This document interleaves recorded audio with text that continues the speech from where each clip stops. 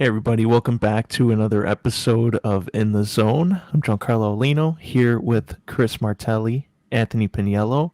As you see, that picture right there, it happened. CM Punk is back in the wrestling industry, signed with AEW and made his debut in Chicago on Rampage last week. Chris, I'll start off with you. What did you think of CM Punk, his return, debut, and everything that followed in there? Well, I thought it was perfect. He didn't do too much, and I like the mystery factor coming back. I mean, we all know he was going to have the cult of personality theme. I think we all kind of assumed that when he came out from UFC and he still had that theme. It's just his theme. So I love how they kept it. The merch is very, very similar. So it's all very good. The only thing that I kind of didn't really like that much was it kind of felt kind of rushed a bit when I watched it the first time. I was like, okay, this guy, yeah, he got on the mic, but he was a little more emotional than I thought. So, at like on one side, I was happy to see him be emotional after coming back for, I think it was 7 years. He said 16 years, but it's only been 7 years. But that's another topic. You just discredited all of WWE. We know that WWE, they kind of did him dirty down the stretch. I don't know how bad the terms are with CM Punk, but clearly it doesn't look like it's good. He's continuously brought up, even on the last promo last night, he brought up the voice of the voiceless and how people backstage in AEW listen, whereas in WWE maybe they didn't. So I like how he brought up Darby Allin yesterday, talking about how if CM Punk was 15 watching Darby, he would probably be his favorite wrestler. So giving him the respect there. I absolutely love it. He kind of kept it simple, kept it fresh, and it's just great to see CM Punk back on the mic for sure in wrestling. Yeah, man, this was perfect. I think I said last week or the week before it would have been one of the biggest heists in wrestling if he didn't show up. Yeah, we were just joking about that before he went live. But yeah, I don't think he had to say too much. He got maybe 5-10 minutes. The crowd was absolutely eating it up. Called out Darby Allin, and that's all it was. I thought this was perfect, boys.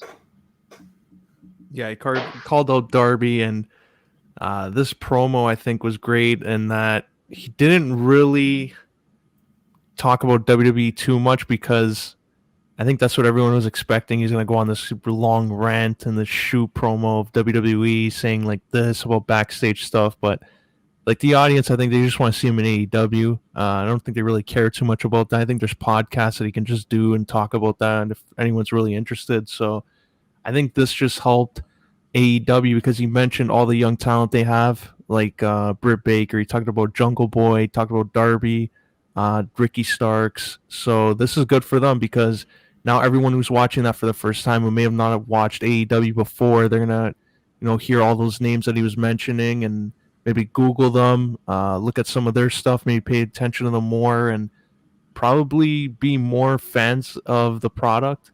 And I don't know if they'll get like 2 million viewers right away, but might be a nice little increase once in a while. But what do you guys think of his first opponent being Darby Allin? Oh, yeah, I'll start. I love it. Obviously, we saw all these veterans that are jumping ship, but they got a nice little mix. Obviously, you mentioned a few of them before. Punk brought up he sees a lot of himself in Darby, so already Punk kind of getting the wheels turning there. So I like the matchup. I think it's going to be awesome. I'm very curious. I know we've kind of grew up with CM Punk, but I'm very curious to see how he's going to be in the ring after all these years. So I think he's only like 24, young, energetic guy like Darby. I'm very excited for this matchup, boys. Yeah, I think it's going to be perfect. I think it's the perfect opponent. Honestly, we all know that Darby can carry a match. We've seen him carry against guys that they're not the greatest. I'm trying to remember the guy's name, but it's not coming to me. I remember the first match I ever watched in AEW was Darby Allin. It was a triple threat match to see who could face. I think it was Jericho, and then he won that. And this was when he was like 22 years old. So he's a couple of years now in AEW. We've seen what Darby Allin can do, and having Sting as his manager, that's just elevated him, I think, to another level. And yeah, you said it perfectly, Punk. He's coming back. He's I think he's now 40, 41. He's a veteran. He hasn't wrestled in a while. So I think Darby Allin could probably be the perfect opponent if you think of match quality. And regardless, I think this is actually going to main event the show. I think that's just the amount of star power that CM Punk has. I think he's going to main event that show, and I think it's going to be a pretty damn solid match. Maybe not 5 stars like what we saw in 2011. Maybe he has to get his feet wet, but it is CM Punk, it is Darby Allin, and they're gonna blow the roof off. Yeah, that's an interesting one. If they main event, so do you think they should do that approach like WWE has in the past, have Kenny Omega versus Christian open the show, or should that be like a co-main event to CM Punk versus Darby? I think it depends on how they value the tag team division again as well, because they are doing that tag team tournament, and we've seen a lot of up and coming tag teams. Like, okay, it's probably going to be the Young Bucks, Pentagon and Ray Phoenix there. I don't know. Like, I want to say yes to Kenny versus Christian to maybe open the show, maybe mix it up. We haven't seen that in a while, but I still think maybe Jericho MJF is going to open. I just feel like maybe that's something that they can maybe work towards. I haven't really heard anything from Rusev. I don't know if he's going to be on the card, but no, man, I'm probably going to have Christian, if not open, yeah, definitely co-main event after Punk and or before Punk and Darby Allin. I'm going to have Kenny and Christian close the show there. But yeah, I see where you're coming from. You have those big type feel matches where I just immediately thought of WrestleMania 18. That's what I go to, like Rock and Hogan. That's my first example. So I respect where you're coming from for sure. Yeah, this is an interesting one too, because Sting's going to be on the outside, so have to wonder maybe someone's going to come out and interrupt this match, because both Darby and CM Punk are faces here, and Sting, like, you gotta let the guy have something to do while he's killing time out there. So I think maybe after the match we'll see something where maybe Taz's group, like Powerhouse Hobbs, like I know CM Punk said he wanted to work with him. So do you see him, Ricky Starks, and those guys come out, or do you think they'll save that for Dynamite? Yeah, I think they'll save that for Dynamite. There's always going to be the bigger type like rumor that's going to go around. Like, I've heard Adam Cole is rumored to interfere in the match. I don't really see it happening. I do see him eventually joining AEW just because of Britt Baker being there and her being the AEW World Women's Champion. I think regardless, Aulino, whoever interferes in this, if someone interferes, it's only beneficial for both parties. I mean, Punk is going to have a feud moving forward. And like, if Ricky Starks and that group can go up against a guy like CM Punk, that's only going to elevate their name moving forward. So regardless, AEW is in a bright spot with this pay-per-view. There it is. Yeah, I like it. That's AEW. Well, more of that next week, because they're just finalizing that card. Looks good. But speaking of cards, we had a good one, I guess, over the weekend. Had its moments. We'll go over the whole thing, but as you see here, obviously I couldn't find the updated picture. Sasha ended up being off the card. We saw what happened there. Drew McIntyre and Jinder. Guess they had a fine little matchup. Ray, they did him dirty. Poor guy. Charlotte won the 15th title of her WWE tenure. And we had some surprises, so we'll start off with which match stood out to you as the show stealer? Start off with Pagniello. Oh man, Edge and Rollins. That was an A+ match for me. Ever since the build started, like a month or two ago, everything leading up to it was perfect. Edge bringing in the bloodbath and like a little shout out to the Brood days was very unexpected. That was such a treat, and like him and Rollins going at it. That's one of those dream matches. So then it finally happened. And it wasn't a waste, because Edge is at a certain age now, but he's may be the best he's ever been. So these two going at it at a main pay-per-view was fucking amazing, and the way it ended was also unexpected, but awesome as well. So A+ for me. This was the show stealer. Yeah, that's the obvious answer. Rollins and Edge was match of the night for sure. I do want to say though that Roman Reigns and John Cena was way better than their No Mercy match. I really liked. I mean, it was slower pace just based off of Cena not wrestling for a couple of years. He definitely needed the rest stops. So kudos to them for good communication. The only thing I didn't like was maybe the amount of finishers, but again, you got to kind of anticipate it from them here. Yeah, I'm gonna just quickly talk. I want to like the match. I guess other than those two, that really stood out to me was the triple threat for the Raw Women's title. I thought the whole time that match was freaking solid. Nikki Ash, Rhea Ripley, and Charlotte had great chemistry. They hinted, during the match that all three could have won at some point. We all, I mean, me and Aulino guessed it. Charlotte Flair did end up winning the Raw title, but she did it in dominant fashion. She had her spots. Rhea had her spots. Nikki Ash to me was dominant, but we didn't really. I mean, I didn't really see her retaining here. It was all good stuff from the women, but I do think that I was definitely surprised with how well that match went. Yeah, I think they booked themselves in a corner because now I guess even they realize if you added the NXT reigns, she's a 15-time champion, and they don't even count that anymore. Now it's back to 12, so they're probably like, oh no, we got to slow this down here. Can't be getting to 16 just yet. You got to save that for another year. But now who does she wrestle? Like you have so many people that she just gone through, and now you got a triple threat. So if you're looking at the Raw roster, like who do you match her up with next? I mean, it's probably I want to say either Asuka, who we haven't seen in a while, or Alexa Bliss. And I'm only saying that because at some point in time they have to drop this Lily character. Like you said, Aulino, I think it was 2 weeks ago. It's just disrespectful to Bray. You got to drop that character eventually. So Alexa Bliss, I think she's going to go full blown face here, and I think she's going to face Charlotte in I don't want to say a long feud, but I don't think it's going to be a one pay-per-view thing. I think it's going to maybe be about a month feud. I want to say so 2 pay-per-views between Alexa and Charlotte Flair.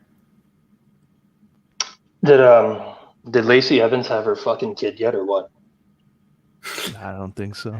Not sure. Because when I look at this Raw roster, it's pretty slim. I think we went through it last week. We were kind of going through like certain women that can change brands.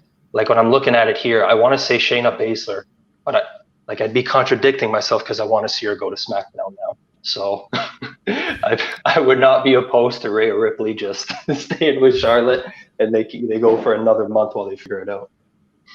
Oh, yeah, they got a lot from NXT. Just looking at some of their ages and like all those reports saying that they don't want anyone over the age of 30. So hopefully they do have someone come up, maybe 2-3 people, because it looks like we're seeing the same match over and over again on Raw, which is unfortunate.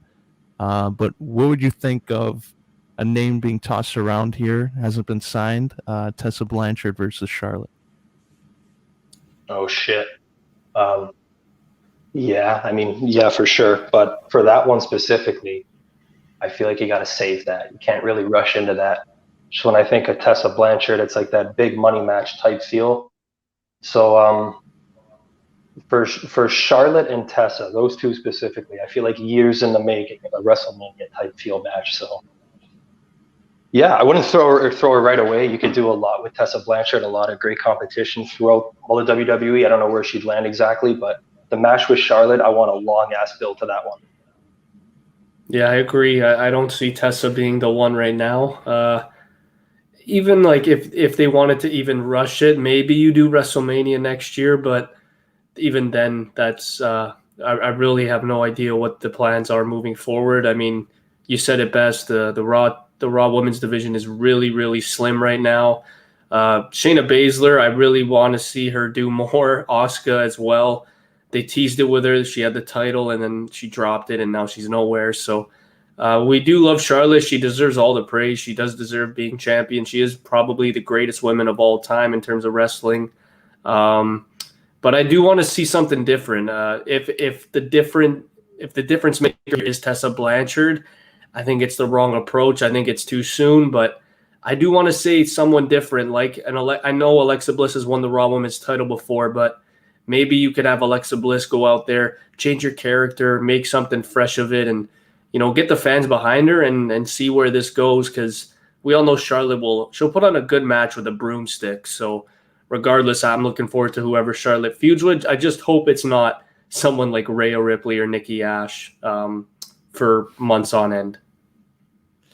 Well, moving on to a train wreck here, something that I didn't think would be that, but it was anyways. We had a return, kind of out of the blue. Oh, boy. Rubbed people the wrong way, as you can imagine. You got a main eventer here who has been carrying the brand, and the returning star comes back, wins the title in 26 seconds. Did they do the wrong thing here? Yeah, this ain't it, man. You don't do it like this. Yeah, Bianca was freaking carrying it. She did get stale for a bit, but that was not her fault. There was really no competition when Sasha disappeared and Bayley got hurt. So, I mean, she had to go up against people like Carmella, Natalia, those type of people. So, I mean, Becky coming back here is great. Obviously, the pop was pretty awesome. But just coming out here, awkwardly announcing that you're going to be in the match and then winning it right away, that was just kind of, it just felt so awkward, man. It wasn't even like, it's not like I hated it. It's just, it was so awkward. It was flat. It didn't really do anything for me. And the fact that it was in a huge stadium like that, it just kind of felt really awkward. But moving forward, I really don't know if Becky's a face or a heel. I mean, it looks like she wants to be a heel. I think she's requested to be booked as a heel moving forward. But man, I feel really bad for Bianca here. They did her really dirty. The moment of her returning, I thought was awesome, but like the execution was just so poor. But like, does anyone actually know what happened to Sasha? Because but the funniest thing to me was they played the 5-minute promo video, and then they immediately announced that Sasha wasn't coming up. So like, what the hell happened there? Yeah, poor Pat McAfee, just like hyping her up, and then she doesn't show up. He looks like a dumbass, and yeah, like I don't even think they knew either, and which is weird because there were like rumors during the week, but then after when they kept promoting it, you would think maybe she's in the match and doesn't show up. They swerve everyone and have this rushed ending. So I think that right now they booked themselves in a corner with this one. But yeah, it wasn't even. Yeah, go ahead. Yeah, like to your point though, like Bianca and Sasha have been carrying things for a long fucking time. So like I understand it's Becky Lynch and she was on top of the world before, but like she deserved an actual match at least, right?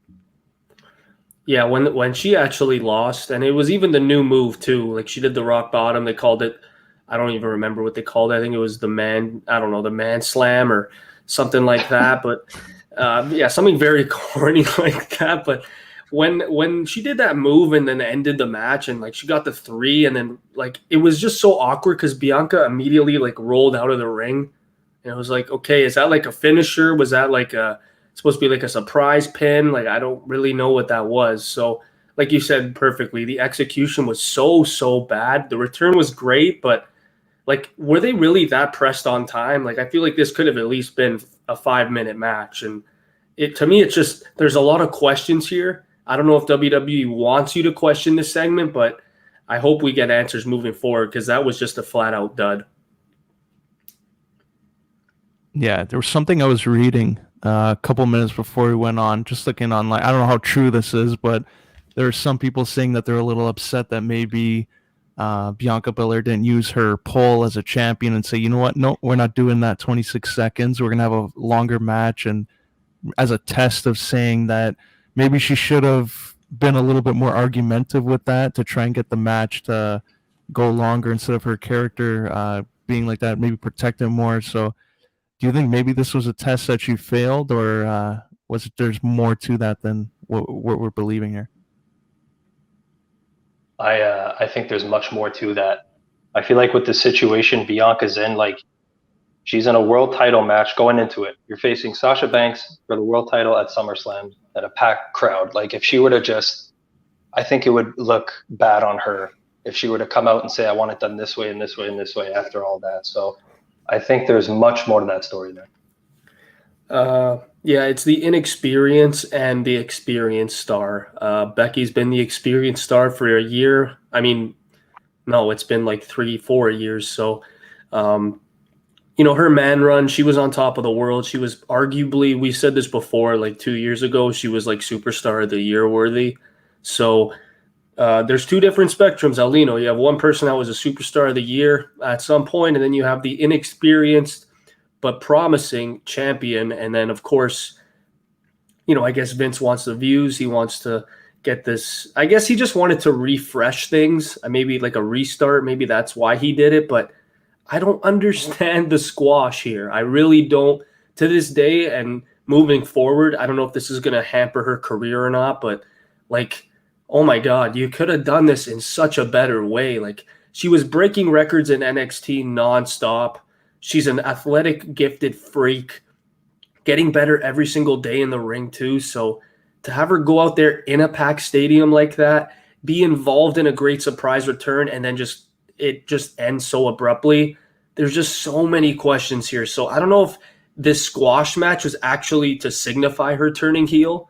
I don't really know if that was the case, because here you could see she's all smiles, but I don't know, man. It's really tough to tell, but hopefully, if we do get a Bianca versus Becky match, it's going to be incredible at the next pay-per-view.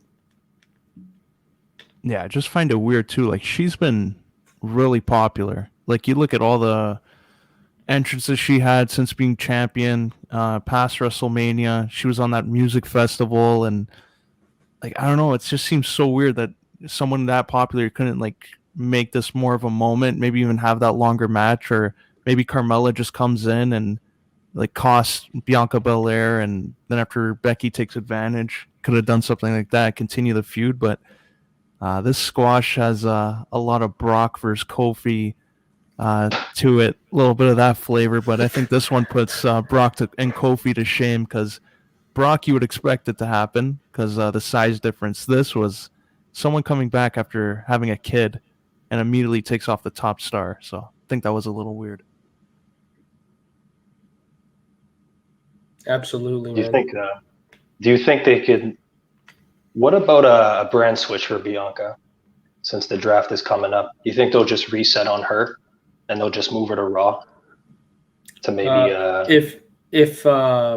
If it's after Extreme Rules, then absolutely, I think that would be the ideal plan. But if it's not, then nah, man. I think they have to just go with this for now. This little awkward stage, and just kind of go through it, man. Some wrestlers go through the motion. Some wrestlers, they take advantage. I think this is going to be Bianca's time where, she looks at what she's been doing, and I don't want to say this is going to humble her, because she really doesn't need to be humbled. She's been on top of her game. She's been the face. I remember for the longest time they were trying to hint at her maybe turning heel. So I understand that maybe going to Raw is better, and of course we can get Bianca versus Charlotte Flair. That'd be freaking incredible, but I don't know, man. I really don't see it right now, Bianca going to Raw. Well, that one's going to be an interesting story to follow, especially tomorrow night. But moving on to something else here, Bobby Lashley's a bad man. We saw this on Saturday night. Not only does he beat up Goldberg, which, not going to lie, it was actually, for the most part, it was a little bit entertaining. Goldberg, a few moves, he almost killed Lashley, so I can't look over that too much, so that was not the greatest thing. But for at least 5 of the 7 minutes that this match went, it was a little entertaining. The ending, Bobby Lashley beats up a minor, fucking puts him in that that master lock, or whatever, the hurt lock that he's calling it. Puts him to sleep. He's down there, and Goldberg has bummed leg after that cane by MVP, and MVP just trying to calm everyone down. So Goldberg said he's going to kill Bobby Lashley a few times, and that looks like it's going to happen in Crown Jewel, so we'll get another big payday for Goldberg. So what did you think of this match and the mess that followed it? Take it away, Pagniello. I didn't like the mess because of the very last part you said. It sets up a very obvious rematch for Crown Jewel. Other than that, it went kind of as expected, as I guess we all thought. It was just 5 minutes of them slapping each other. It was entertaining, but yeah, the ending of him, it was so funny when he dropped his son. But when that happened, you just kind of knew, yeah, we're gonna see this again.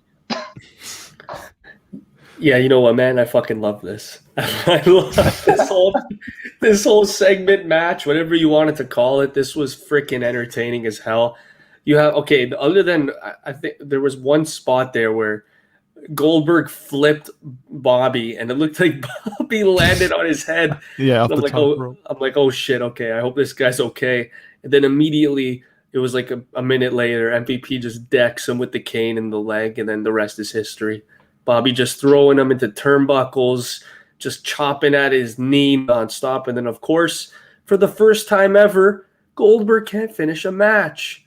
So that was freaking awesome to see. And then, of course, I don't know why his idiotic son, 15 years old, comes in the ring trying to help out his dad. That's a dumb move. And Bobby had to do what he had to do. He got startled, turns around, he puts him in that hole and puts him to sleep. And then, MVP saying, it could have been anybody. That's freaking entertaining as hell.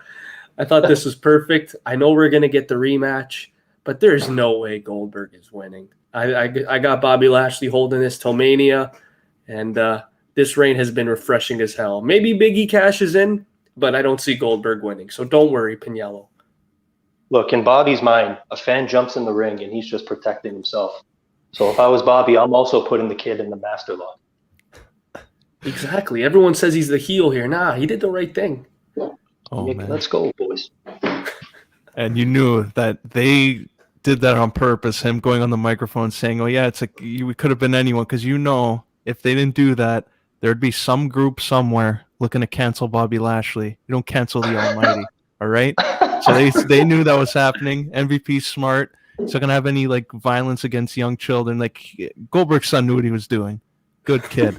He might be in the WWE one day. There's going to be a nice moment for the highlight pack when he eventually is in NXT or whatever, but it was a good one, and it sets up for Saudi Arabia, which I don't think is a bad idea because that's a kind of market. That's what they target there. They like these kind of matches, and they're just catering to that crowd, so they'll love it a lot more than maybe a fan base here. So it's a win-win for everyone. Goldberg's going to get a nice chunk of money, nice $2 million probably. So Christmas is going to come early in the Goldberg household. Good for him. But moving on here. As long as it's not a WWE title. Oh, you never know, buddy. We saw Roman Reigns, like we were talking about before. He beat John Cena clean in the ring, but it was after the match that got everyone buzzing. A lot of people shared the Pat McAfee's reaction when he saw this menace come down to the ring in his new Viking ponytail. That's Brock Lesnar, back from the fucking forest in Saskatchewan. He's ready to hunt, ready to fight Roman Reigns. What were you guys' thoughts when this happened? This was awesome, man. This was I can't believe I'm saying this after all the years I've seen Roman versus Brock. I'm looking forward to this. You have Roman Reigns, his heel run has been incredible, beating John Cena clean and in a dominant fashion too. At the end of the match, I think he did 3 moves in a row and ended it quick. So that was pretty awesome. Cena doing, his typical double AA off the rope, whatever it's called, and getting the near fall was awesome. It wasn't on the level, obviously, of AJ Styles and Cena, but, Roman and Cena, like I said before the pod, this was way better than their No Mercy match. So the fact that Cena came back after so many years, performed a great match, and then Roman still wins, because the thing that pisses me off the most, though, Aulino, is why did he have to go on the mic and say, yeah, if I lose, I'm leaving WWE? I just felt like that was a little much. But other than that, Brock coming back, it was only because CM Punk went to AEW, so they had to kind of even the score here. But I absolutely love it. You have Brock Lesnar, the last time he was a face was against The Undertaker at SummerSlam 2015, and that was absolutely incredible. So I think Brock Lesnar's probably, I don't want to say the biggest pops out of anybody. He actually might. But this guy, man, absolutely incredible. He's still in amazing shape after all this time off. I think it's been 16 months for Brock. It's refreshing, believe it or not. So I'm looking forward to this, but I still hope that Roman retains. Did you see Roman's face when Brock's music hit? Well, man, guy's a great actor, but yeah, obviously better than their No Mercy fucking disaster. Cena still looks awesome after all this time. Yeah, I definitely made up for that. And then, yeah, Buddy coming back from the forest over here with that hair flopping around. I don't think Brock's going to change a thing about his character. He's just going to continue being that badass. I'm curious to see how Roman goes about it because, yeah, we've obviously been seeing these two for years, but now the script has changed with Roman being the heel with Paul Heyman, who was also fucking killing me when Brock was approaching Roman. Brock! So just comedy all around from him. And yeah, these two for the 19th time. Let's go. Look at this guy. Look at this guy right here on the steps. The way he came out too, just like you can tell he's walking right from home. He probably took the jet, just went to the arena, didn't even fucking care, just strolled in there like that, and then went back home. He's not there probably have a blast and go into a character. I think Pat McAfee called him the alpha male of our species. That killed me. When you see him jumping up and down, I think it was about time. I think he got bored. He needed this adventure just to come out, have a blast, beat people up, and then go back home, crop some more on the farm, maybe butcher some more meat, and have a blast. But Brock's going to get a lot of money. You know, when he was strolling down to that ring, he had a smile on his face. He got that big bag, took advantage of the negotiations because AEW's out there, and now that they signed Punk and Daniel Bryan, obviously, and maybe Bray Wyatt, Vince McMahon didn't want to lose Brock Lesnar. So I think the price went up a lot, and he got his money. Good for Brock. I just think Brock Lesnar, you're looking at his apparel here. He's just a fucking beauty. He's wearing boots. He's wearing these jeans, his belt. I've never seen him wear a belt like that before. His hair, I don't even know what to call that. So I don't know if this is a character change or he's trying to change. I don't know what this is. Like you said, Aulino, he probably even just came from home and didn't even give a shit. We really have no idea. But all we know is Brock Lesnar's back in WWE, and that's only bad news for everybody on the roster, especially John Cena. And as we're looking at this face turn for Brock, like as a full-time face, I think 2002 ended that midway through 2003 before he turned on Kurt Angle is when he had a long-term face run. And now that he's doing it in 2021, almost 20 years later, do you think he'll have a bigger impact as a face, or do you think this might just be short-term until he maybe faces Bobby Lashley or a Big E down the road? I think it could be short term, but at the same time, we know that Brock can do it. I know Brock was straight comedy all those years ago with those backstage skits on SmackDown. That little, where they're like frenemies at the time, him and Kurt. They do those little competitions. So Brock's got the humorous side of him. That was a long time ago, but even if he is a face, I just said it. I don't think he has to change much. He just has to not be an asshole and fuck up good guys. If he comes out and just, he just does what he's always done, I think that's all you need from Brock. Honestly, man, I'm not gonna lie here. I can easily see Heyman turning on Roman here, but he can't, because Roman's run has just been ridiculous. It's been at a different level. If Roman was maybe struggling, then maybe I'd see Heyman turn on Roman and align back with Brock, and then Brock fools everybody, comes back as the face, and then wins back the Universal title and potentially has a long reign again. But I don't see that happening. I see Lesnar staying as a face for maybe, I want to at least say till the Royal Rumble. So I don't really know who his Mania opponent's going to be. That's a long time from now. But as of right now, Roman Reigns, Brock Lesnar, that's absolutely incredible. It's fresh. I wouldn't be surprised if right after the fact, let's say this is a one-off. Like, let's say we get Brock versus Roman at Crown Jewel, and that's it. If Brock wants to stay around, you have a heel Seth Rollins, and those two can just they have so much history as well, and we all know how great things can happen with those two. So either way, it's going to elevate Roman and Seth if you're feuding with Brock Lesnar, and it's just something for Brock Lesnar to do while he comes back. So he doesn't necessarily need the Universal title anymore, but I would not be surprised if he won it again.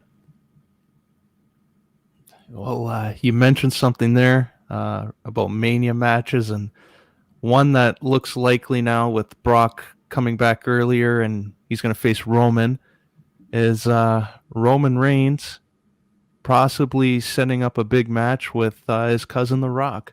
And it looks like The Rock's coming back around November, and he's going to be feuding with Roman, get that started. I don't think it's going to be a Survivor Series match, but if The Rock does come back and they want to have him wrestle because it worked last time he wrestled before he faced Cena, who would you match him up with before that match?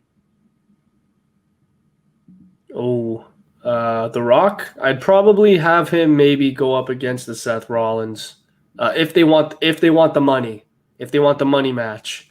If you really want to go with someone that can elevate The Rock's performance, I think it's Seth Rollins, and I think that's a no-brainer. But if he's on Raw, probably AJ Styles. I know that's kind of far. Maybe, you know what? I'm actually going to go off the board there. If it's not Seth Rollins, it's Randy Orton. Because I want to see Randy Orton versus The Rock one more time before The Rock ends it for good and before Randy Orton ends it for good. So, you know what? Randy's been doing good stuff for the last 2 years. Right now, he's a tag team champion. I don't know how much longer that's going to go on for. But by November, December, I don't see Randy Orton still being tag champ. So on Raw, I'll say Randy. On SmackDown, I'll say Seth. No, man. They'll feed him like fucking Damian Priest. And it'll be 2 minutes, and that's it. I think with Randy, that's another. If you do really think about that, The Rock and Randy Orton, that can close a Mania. Like that, like when you look at those two careers and how far Randy's come, like they faced each other at Mania 20 when he was still a fucking baby, and how much has he done since then. So if they did that against Randy, I like that would be another one too. Like I would take time on that one. So I love the Seth Rollins and AJ Styles one actually. Yeah, same. Like I was actually kind of surprised. Like this year, when they had Randy and Edge, that was like rumored to be for the title, and then there was another rumor that they might change it to Edge versus The Fiend. I thought that was like when they were doing the Legend Killer stuff, they were setting up for Orton versus The Rock at Mania, but that didn't go there. I think AJ, if you want, like we proved with the Undertaker, if AJ faced The Rock, that would really like kind of highlight how good he is still. It will keep him protected, and he can get the rust out of his system, get his timing right, and then after looks good, AJ does a job, phenomenal one versus great one. I think it sells, and then you can have The Rock versus Roman. But that's if I guess I'm gonna throw one more out there. Undertaker's name. Haven't seen him in a while. Do you see AJ versus Undertaker in front of fans so he actually like gets the send off that I guess he deserves? Nah, man, it's over. I don't see.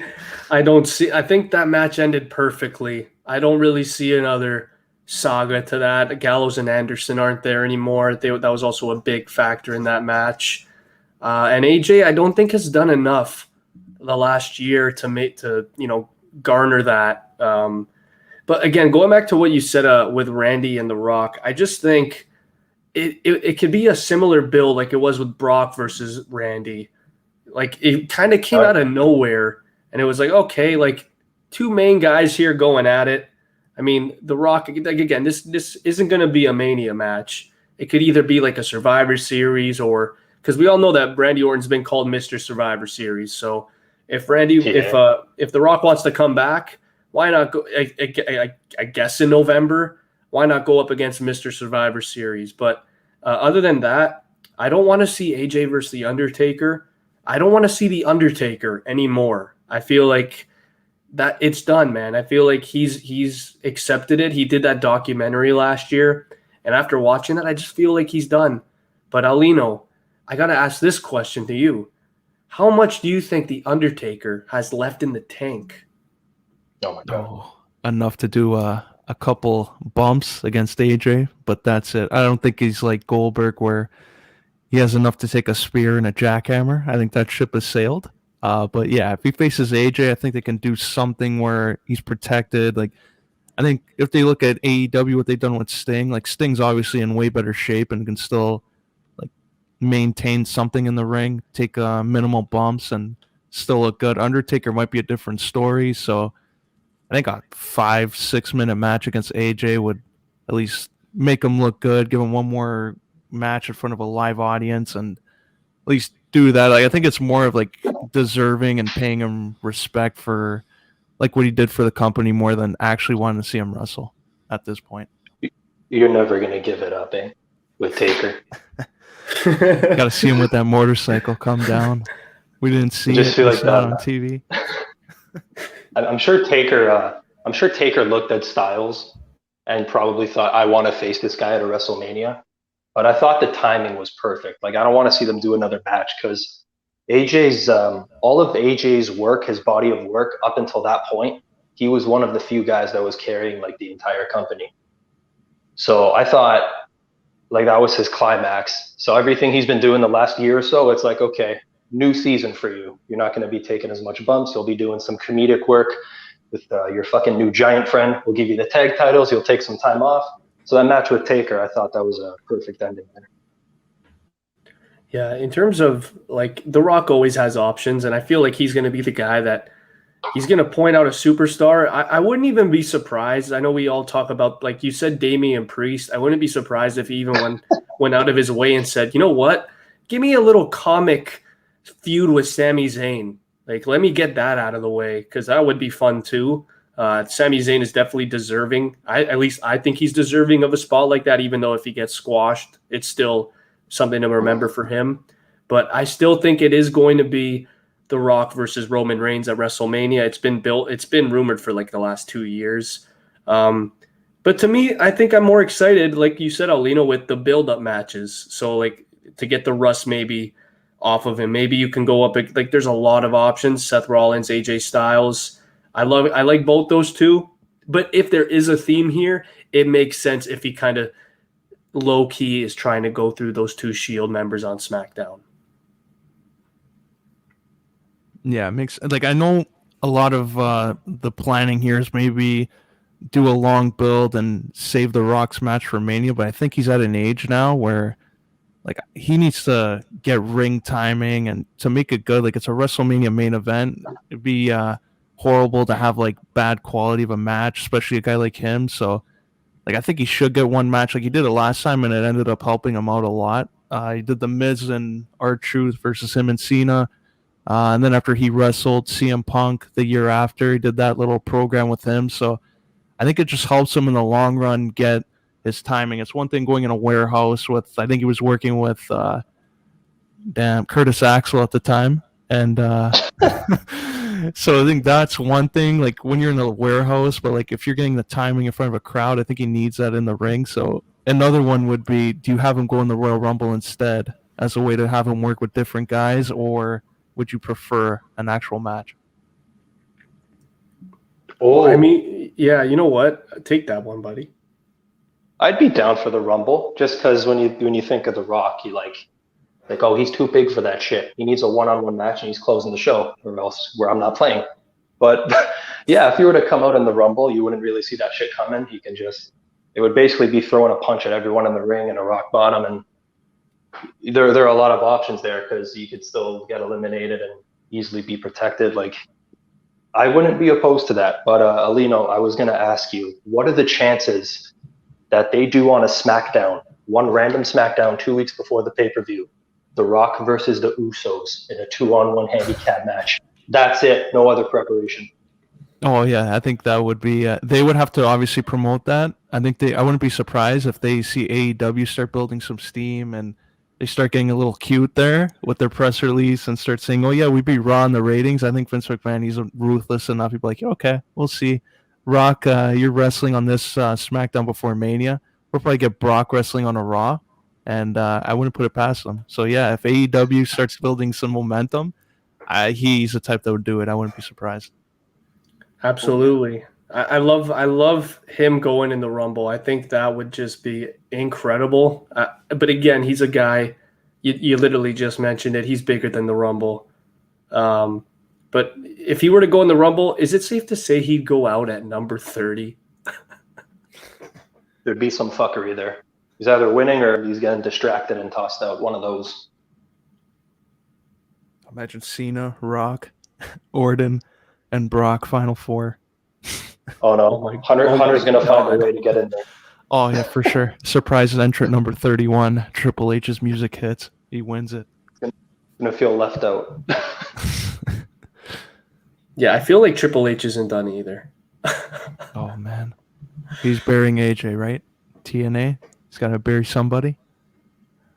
No, he's gonna. Yeah, he's gonna bury Kevin Owens. It's gonna be Triple H versus Kevin Owens at WrestleMania. He's gonna bury him. Where do you think Roman got the idea of, if I lose, I'm leaving WWE? And then he beats Brock Lesnar. If you beat me, Brock, my career is over. And he wins. Fuck off. Look at it. Oh man. Anything else in the wrestling world? Any other fantasy matches you want to see WWE throw out there? Well, some of these guys are not old enough, but still in that age range where, you know what, I don't feel bad for them potentially hurting themselves. Okay, so not the Undertaker. I mean, I want to see Edge versus Shinsuke. I want to see that happen sooner rather than later. Did you say Edge? I did. Edge and Shinsuke. Ooh. Oh man, just what we saw from Edge, like at SummerSlam alone. Like if this guy can do that, like with anyone else, why can't we see it with a guy that has one of the best strikes we've ever seen in Shinsuke Nakamura? And if you give that guy time, holy shit, he'll put on classics. There it is. Oh, you know what? I want to see an Elimination Chamber. Give me Bobby Lashley, Samoa Joe, Brock Lesnar. Who else is another fucking monster? Drew McIntyre. Yeah, Drew. Throw Almas in there and get Walter. I saw Walter at that takeover. The first time I actually really watched him last couple weeks, been following along. Man, this guy's ruthless with those chops. Throw him in there too. Put Keith Lee on the outside. Have all those monsters just fucking go at it. Let me see that. Elimination Chamber. All the big guys. Drew's going to have to be the high flyer in that one by default. Swanton bomb off the chamber. You know what? Another match that I want to see, sorry, Pagniello. I need to see this happen before they're all done, and that is if Big E were to win the WWE title, I have to see a triple threat New Day match. We saw it with the Shield. We have to see it with the New Day. So that is definitely one of my big dream matches too. Xavier wins it. Nah, Big E retains. Yes. Nah. It'll be like when Ambrose won. No one saw that shit coming. They'll be like, fuck it, we'll give it to Woods because he's clearly the third option. Nah, he's to me, he's a second option. To me, he's my favorite. It's just all three of them are so different, though. So a match between the three would actually be 5 stars for sure. Yeah, buddy. Pagniello, any other fantasy matchups over there? I'm trying to think of something with Keith Lee. For the entire time you guys were talking, I'm thinking Keith Lee and someone else. And I'm just going down the roster, and I can't think of shit. But if they can bring him back to relevance somehow, a guy like Ricochet, I want to see a Ricochet and Keith Lee go at it. Because we see those two in NXT, and they're not really being utilized properly. So if those two can get back to serious relevance before Keith Lee really takes off, I want to see those two have a nice little feud. That'd be solid. Nice big guy versus a high flyer. Styles matchup. Keith Lee can do some moonsaults. That would be dope. But as we close this out, Yo, I gotta anything else? ask. I gotta ask before we go with wrestling. Like, okay, Finn Balor was involved in the main event there with Roman and Cena. Like, what the hell happened? I think Extreme Rules. Him and Roman, or because I don't know if they'll do Brock versus Roman at Extreme Rules. That might be a crown jewel, like Survivor Yeah. Series time. So maybe Finn versus Roman, or he gets drafted to Raw and he picks up his feud with Bobby. That'd be I think there's options for him. Yeah, because like he was heavily involved the last 2 weeks with Roman, and then all of a sudden it's like, okay, like I thought he was gonna not interfere and cause jaw in the match, but I thought he was gonna at least be watching, or they would have showed him at some point at SummerSlam. They didn't really mention his name at all. Do you guys maybe think with them not mentioning him, do you think he's gonna come back as the Demon? I feel like they may just not have plans for him. Oh, poor guy. Like within that storyline specifically. So you thought they just brought him back for ratings? One little pop in the rating. Little spike. It's just because it's Finn. I don't know, man, because they've done it so many times with him. So it was literally a one-time thing, and then they dropped it. So yeah. Remember the one-time thing with Finn versus Brock? That was fun. Oh, Brock can do wonders with all those little guys. He loves those guys. Except Ricochet. Got it squashed. Oh. Poor guy. After one move. He did squash. Oh, shit. Well, that's episode 145. Hope you enjoyed that. This is all wrestling today because, hockey and NBA, they're going to get back in the mix of things soon when training camp opens. So a lot more to talk about on those sides. But so it's fun. Next week, AEW All Out. We'll preview that. All the matches will be finalized by then. And looks like it's going to shape up to be a solid card. So I'll wait on that, and we'll see you next week.